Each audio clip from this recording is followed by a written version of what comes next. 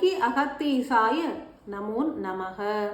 சத்குரு அகத்திய மகரிஷிகள் வழங்கும் ஆத்ம காயத்ரி நோன்பு அருள் உரைகள். 25ஆம் தின அருளுரை. ஈசனின் அடி தொழுதே அகத்தீசன் உரைக்கின்றேன். அன்பு நிறைந்த மானுடர்களே, ஞான அணுக்கள் திறவு கொண்டால் எண்ணற்ற ஒளி சிதறல்கள் நிகழும். ஓசையின் துணை கொண்டே அதிர்வுகள் உருவாக்கப்பட்டு ஞான வாயில்கள் திறக்கப்படுகின்றன எனும் சத்தியம் உணருங்கள். ஒவ்வொரு ஓசையும் உயிரோடு எளிதாய் கலப்புறும். உயிர் அணுவானது தான் ஏற்றிட்ட ஓசையினை உட்செலுத்தி ஞான அணுக்களை திறவு கொள்ள தூண்டிடும். ஆத்ம காயத்ரி மந்திரத்தின் ஒவ்வொரு அக்ஷரமும் அதீத ஓசையின் தன்மையினை உள்ளடக்கியதாகும். ஓசையினை ஏற்ற உயிர் ஞான அணுக்களின் முன் நின்று யாசகம் புரிந்திட்டால் உடன் அவை பிளவுறும். வாயில்கள் முழுமையாக திறவு கொண்டு அருள் மழையும் பொழியப்படும். எந்த ஒரு மந்திரமும் உயிருக்கு உணவாகும்.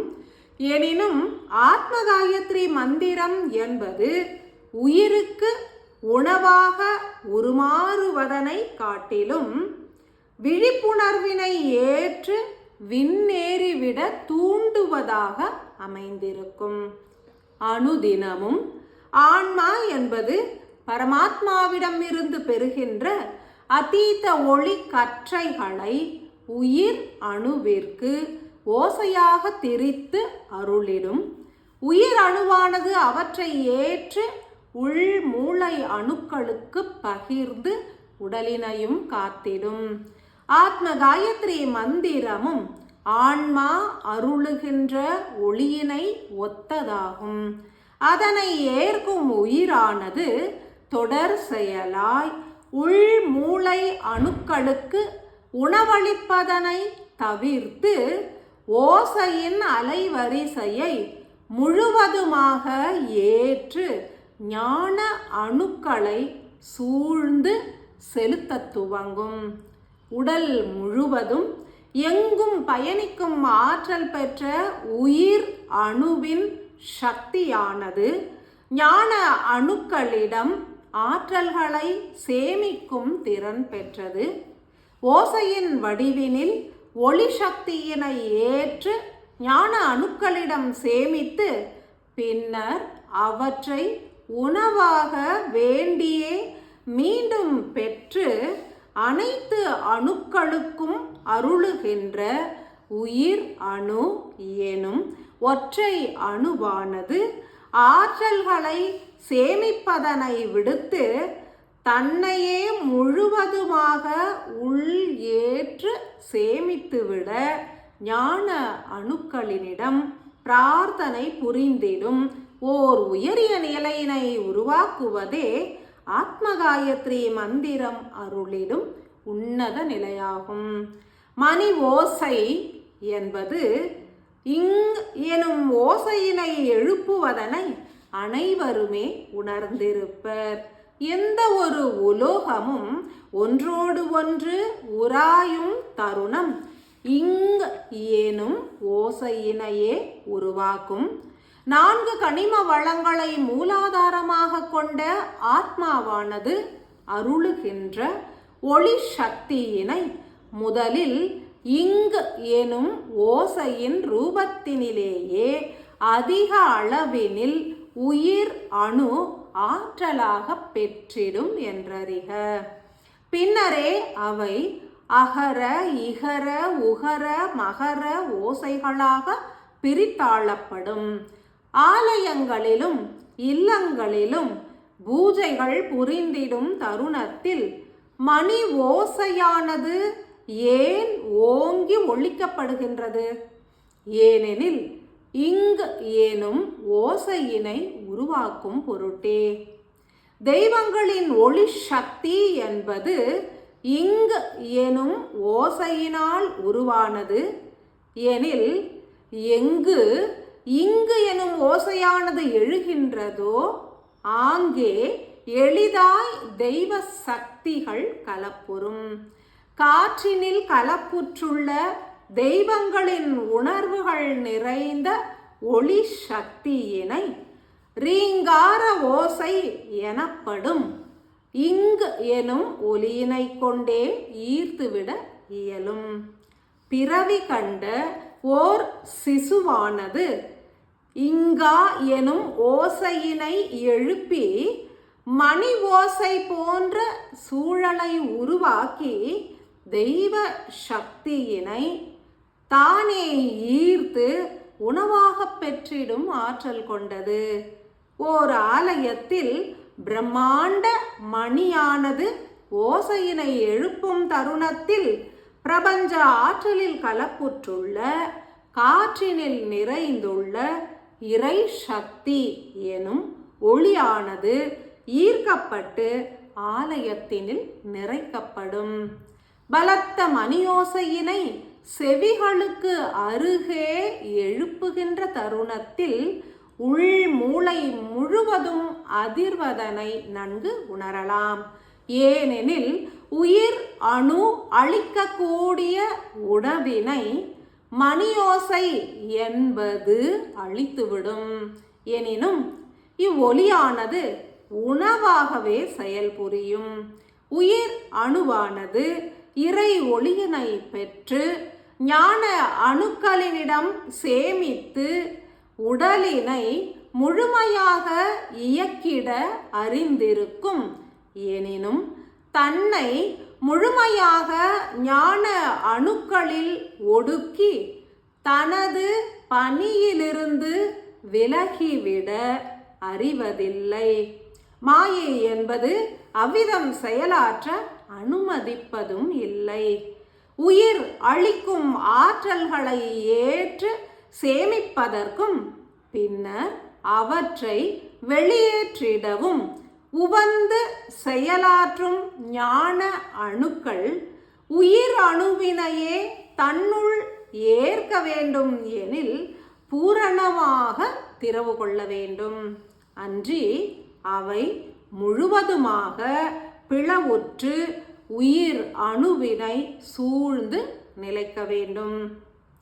ஆத்ம காயத்ரி மந்திரம் என்பது அரிய ஓசையினை உள்ளடக்கிய உன்னதமான மந்திரமாகும். எனினும் சொற்களின் பொருள் என்பதே உயிருக்கு பெரும் விழிப்புணர்வை ஏற்படுத்தும். இம்மந்திரமானது பொருள் உணர்ந்து உச்சரிக்கப்பட்டால் இதன் மூல ஓசையினை உள் ஏற்கின்ற உயிர் அணுவினை காட்டிலும் பொருள் உணர்ந்து ஏற்கின்ற ஞான அணுக்கள் எளிதாய் திறவு கொள்ளும். ஏனெனில் பரமாத்மாவாகிய ஈசனிடம் இருந்து அழைப்பு விடுக்கப்பட்டுள்ளது எனும் எச்சரிக்கை மணியோசையினை ஆத்மாவின் அங்கமாகிய ஞான அணுக்கள் பெற்றுவிடும்.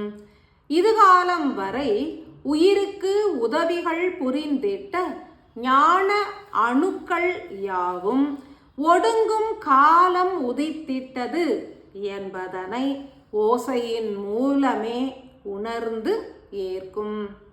ஆதி சக்தியின் ஒடுக்கம் என்பது மெல்ல மெல்ல அனைத்து உயிர்களையும் ஆன்மாவினுள் ஒடுக்கும் என்றறிக.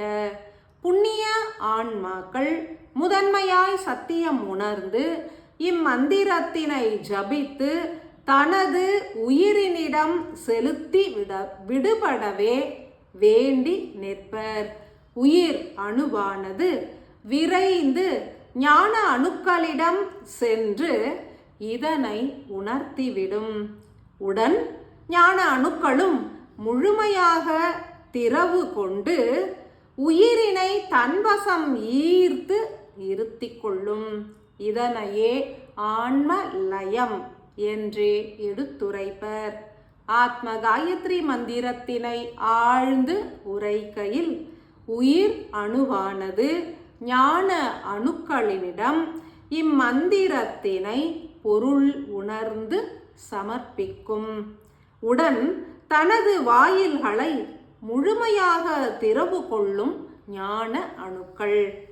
ஒரு மனிதரின் உள் மூளையின் மையத்தில் வெகு சில ஞான அணுக்களே அமையப் பெற்றிருக்கும். எனினும் அவையாவும் ஒருங்கிணைந்த அபூர்வ ஆற்றலினை பெற்றிருக்கும். ஒரு ஞான அணு திறவு கொண்டால் அனைத்துமே திறவு கொள்ளும். உள் ஏற்கும் ஆற்றல்களையும் சரி சமமாய் ஏற்கும். இதிகாசங்களில் உணர்த்தப்பட்ட சத்தியங்களை பொருள் உணர்ந்து ஏற்க வேண்டும். பாஞ்சாலி எனும் அக்னியில் உதித்த ரூபமானது பஞ்ச பாண்டவர்கள் எனும் ஐவரால் சரி சமமாய் ஏற்கப்பட்டதன் பொருள் அறிக. உயிர் எனும் அக்னி அணுவானது ஞான அணுக்களிடம் அடைக்கலமாகும் தருணத்தில் தன்னை சரிசம ஆற்றல்களாய் பிரித்தாண்டிடும். இதன் சூட்சமங்களை அனைவரும் உணர வேண்டும். ஆத்ம காயத்ரி மந்திரம் உரைக்கையில் உயிரானதும் பிளவுறும், ஞான அணுக்களும் பிளவுறும், ஒன்றினுள் ஒன்று ஐக்கியமாகி உன்னத நிலையினையும் ஏற்கும்.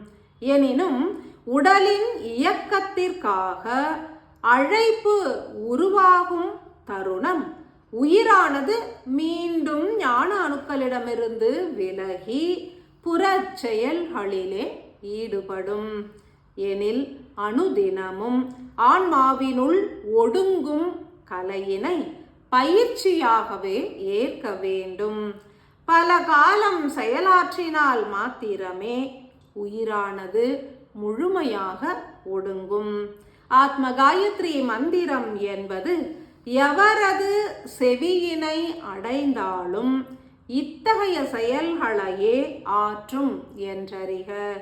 உணர்ந்து உரைப்பது, பிறருக்கு போதிப்பது, கூடி உரைப்பது போன்ற செயல்கள் அதிக பலனை நல்கிவிடும்.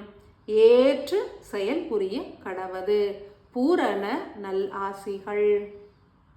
அன்பாலயம் அன்பாலயம் அன்பாலயம்